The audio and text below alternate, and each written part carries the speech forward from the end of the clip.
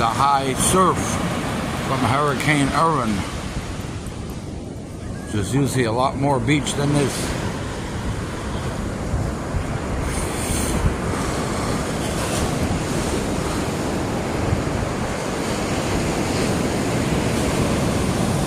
Lots of waves. High tide.